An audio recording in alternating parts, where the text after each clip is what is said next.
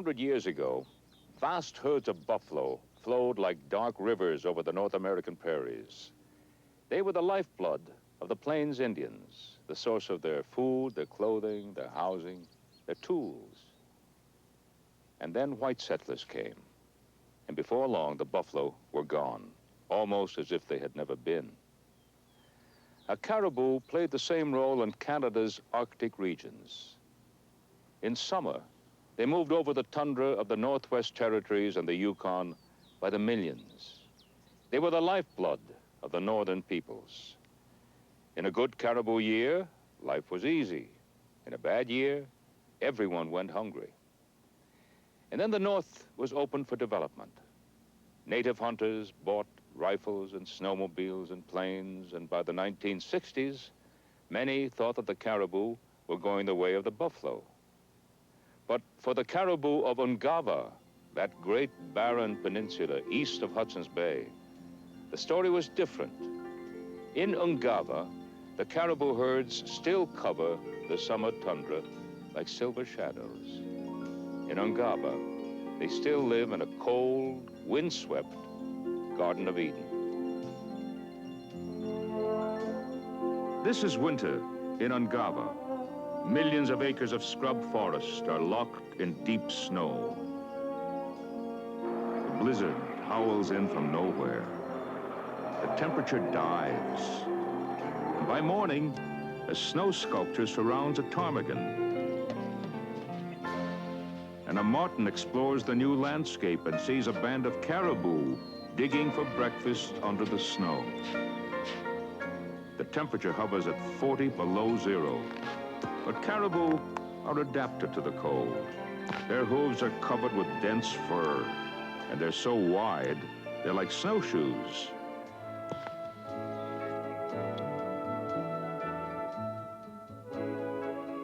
The band leader hears a clicking sound. A group of pregnant females is moving by, and a wolf is on their trail. The females are heading for open spaces.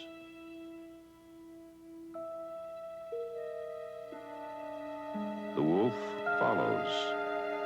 Then 2 more. Now it's the whole pack. The leaders have them in sight. A yearling trails behind.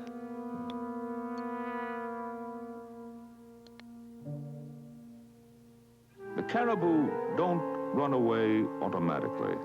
Wolves and caribou are like 2 tennis players who've been competing with each other for years. They know each other's every move. Wolves like to hunt at dawn or dusk, and it's too late for them now. Caribou always save their energy for the last minute, but some wait too long. There is no time for mourning. The bands of females must keep moving, heading east. They stay out in the open, away from the bushes where wolves might lurk. But the wolves know that trick too. The caribou must be at the calving grounds by June. There's a long way to go. They spot the wolf immediately.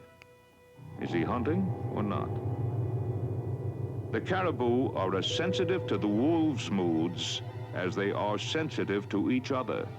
7 different scent glands play a role in caribou communication.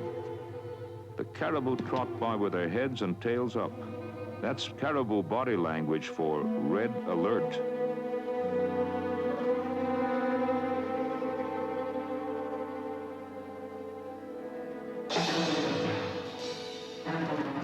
The wolf attacks. They run like the wind. Another flashes out of the bush.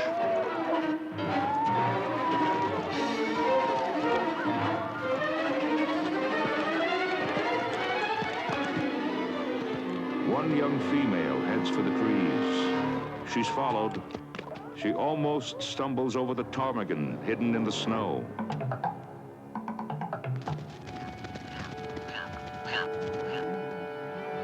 She knows where one wolf is.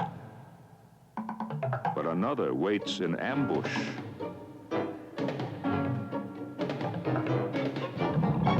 Together, they drive her into deep snow.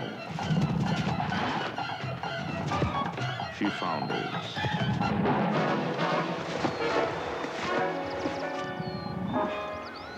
And the raven waits its turn.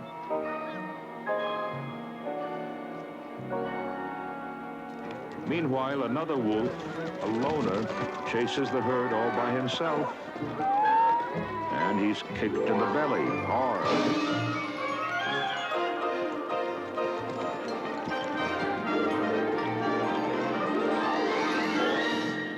He drags himself back to the woods to wait for easier prey. Next time, he won't hunt alone.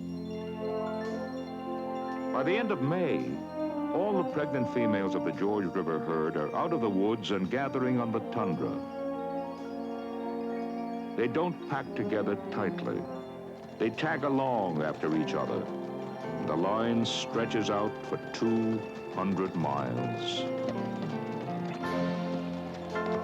They're close to the calving ground now, but there are still many obstacles to overcome. The ice on the rivers, lakes, and bogs is soft and treacherous. A beaver hears them coming long before they can be seen. That clicking sound is the noise of the tendons in their ankles. Females who did not raise a calf last season always lead the way. They've been along this road before, and this is the narrowest part of the river to ford. The calving grounds are high up on the tundra, which is still thawing out in June. Wolves don't dig their dens here. It's too cold. And the newborn caribou have a rough time with the cold weather. Many die from it. Within 10 days, most of the pregnant females deliver their young.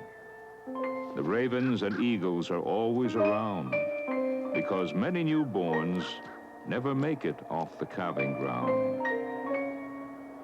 This young mother is very upset about losing the calf she carried for 8 months.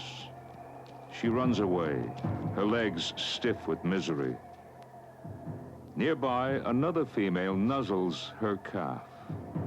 He's going to have to get on his feet and keep up with her. There are hundreds of miles to go before they reach the summer grazing ground. The calf struggles to get up on a patch of ice. He's up, he's down. No wolves live here, but some come visiting. That's why it's so important to get up and stay up now. Another wolf appears.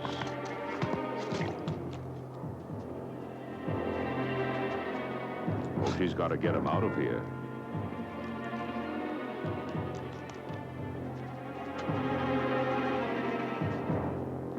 At last, she runs onto the ice where she has a chance of holding them off.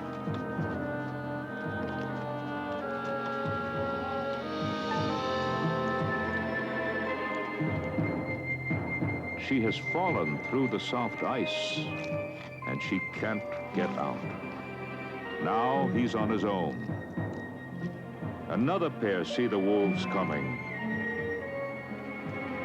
They head for the ice, too. Mama races after the wolf, trying to keep him distracted. But there are 2 of them.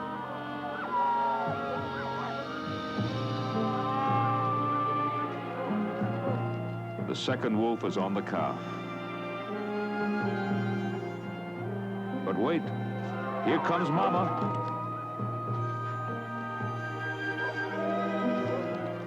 She tears after the wolf and kicks him so hard, he rolls over like a tumbler. She races back to the calf. But it's too late. The orphan can't outrun the wolves. Will he be next? The calf's mother drowned, trying to draw away the wolves. Now the calf is in trouble. Caribou young need protection for at least 6 months.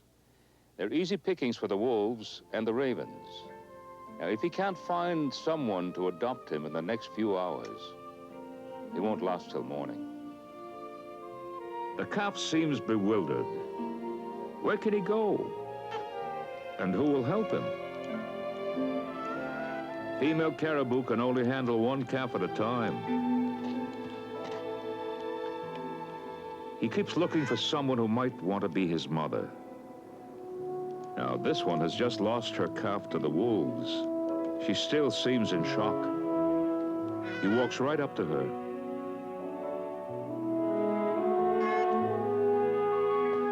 But she doesn't know him, so she moves on. Something about her attracts him. He follows her, crying. Now she's getting annoyed. He lags behind. She won't wait for him. All of a sudden, he surges ahead, determined to keep up. She seems to be getting used to him.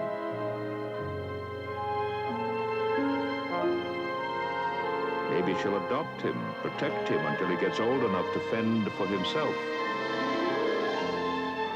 It's an even trade. He lost his mother. She lost her calf.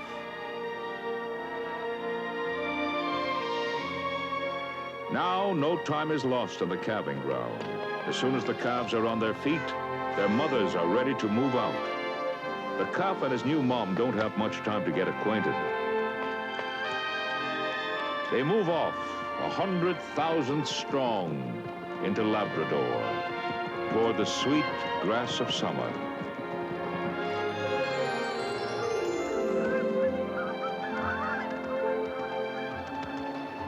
The males of the herd are still far behind, fording rivers the females crossed weeks ago. The old bulls and the young ones have wintered together in small male bands. But now, they follow the females to the summer range. Their antlers grow much bigger than the females. Even now, at the end of June, they're larger and covered with velvet.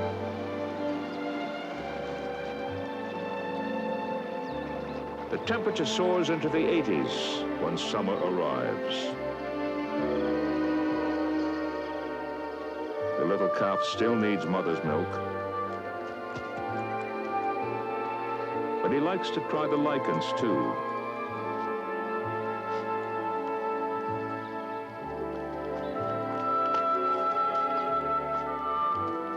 The males have finally caught up with the nursery herd.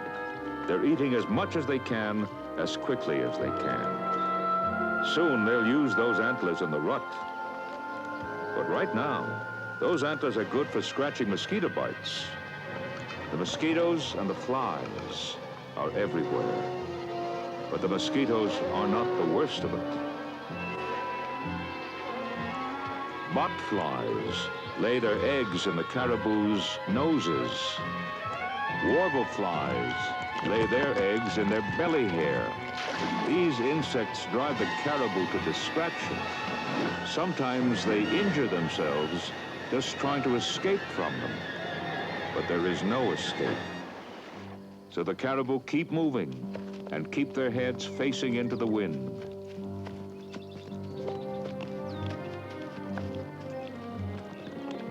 By the end of August, they've shed their old fur and grown a new coat. The males are fat. The females have started to move quickly again. Now the velvet is coming off the antlers. Hormones coursing through their blood make them irritable and cause the velvet to fall off. Soon the males will lock their antlers in mating duels that can go on to the death. The older bulls grow the most spectacular antlers. The first snow comes at the end of August. The ptarmigan are still in their summer feathers. As the snow hits, the whole herd moves toward a rutting ground. The location changes every year, but somehow all members of the herd know exactly where to go. This is the time when the males run and fight until they're exhausted. They have no time to eat. When they're not fighting, they're chasing any females they can find.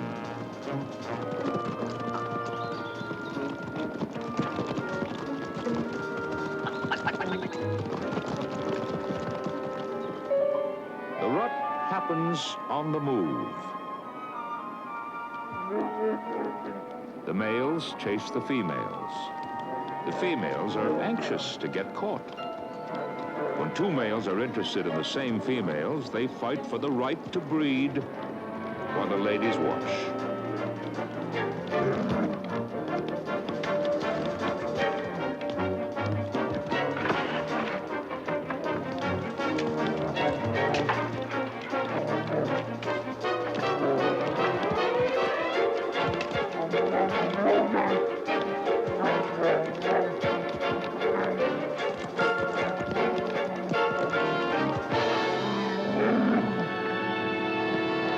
So to the victor come the spoils, the ladies' favor. The rut goes on for a month. Finally, the whole herd moves back west over the Caniapisco River. The first to cross are usually the females without calves. The river was iced over in spring. Now it boils with white water.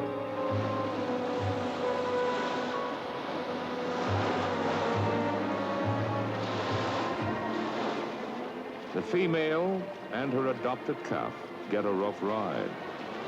Those who fight the current get nowhere fast. Two small females follow a large male upriver.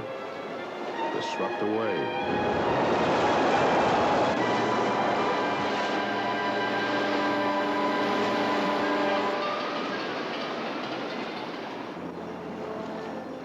But most of them make it to the other side. They slowly turn for home, for the forest. They can walk around the small lakes, but they swim across the big ones.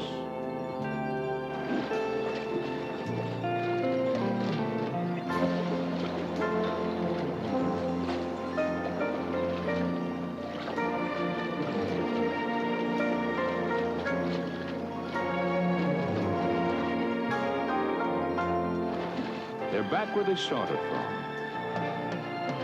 It's warmer in the forest than on the tundra, and the snow hasn't yet come to stay.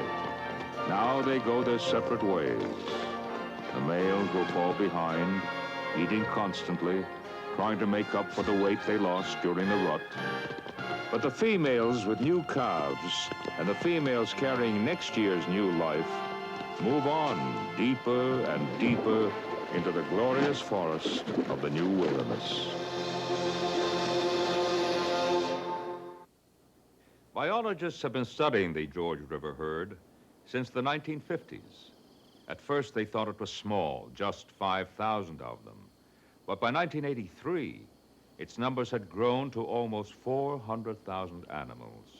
That made it by far the largest herd in the world.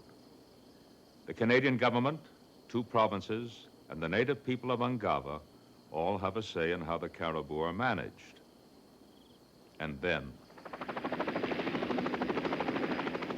during the fall migration of 1984, disaster struck. The Caniapisco River rose twice as high as normal, just as the herd was starting to cross. Thousands of caribou drowned. Even as the bodies piled up along the shoreline, fingers were pointed on all sides in an effort to pin the blame on someone. But only the Inuit took immediate action to clean up. Even though thousands of caribou died, the herd is still in great shape. It's a living, growing resource. We still have the opportunity to learn from the past and do the job right, so that Ungava remains an Eden for caribou in the new wilderness.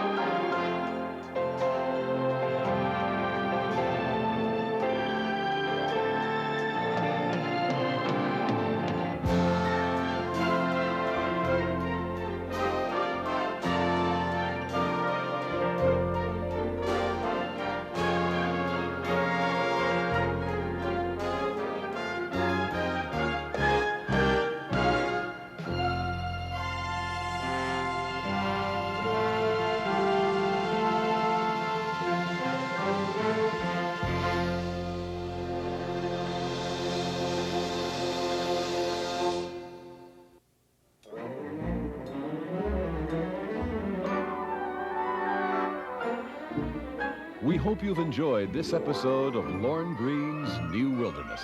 And here are some of the other titles available in this award-winning series.